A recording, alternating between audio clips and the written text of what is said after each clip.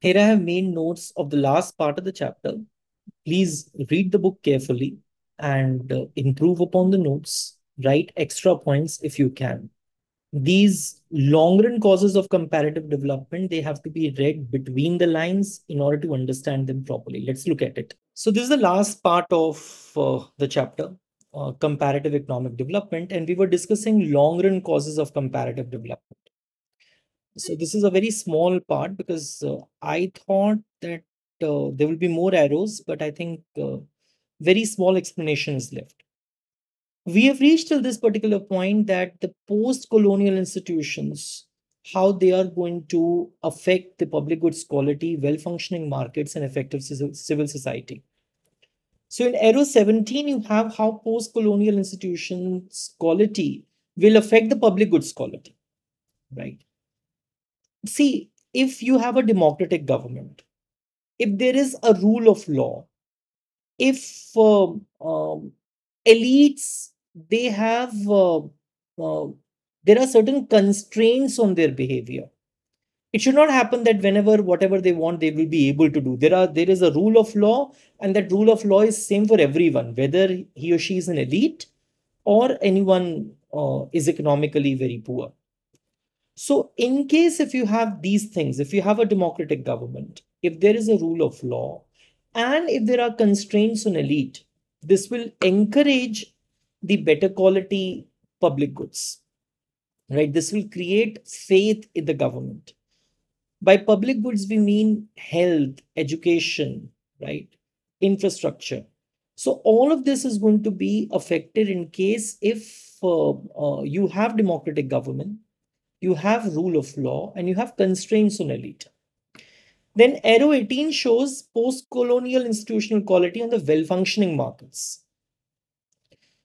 So if in the country there are better property rights, so for markets you need what? For well-functional markets, what do you think you need? What you need is this. That is, you would definitely need that proper property rights are there. Property rights are well respected. In case if anybody is going to hamper your property right, you can always go to the court of law. When I'm doing business with you, I am under a certain contract. So if that contract is not fulfilled, or the terms of that contract is not fulfilled, anybody can go to the rule of law, he or she who thinks that the contract law is not validated, right? So in case if that is going to be there, then people will have better faith in the government. Even the markets will have faith in the government, and they'll be well functioning markets. Then you have post colonial institutions, they will lead to effective civil society. Yes, that is also true, right? That is also true that you can have effective civil society. Uh, so it means what? That in case if you have such institutions, they will affect the civil society. By civil society, you mean um, people who can question, maybe journalists, right?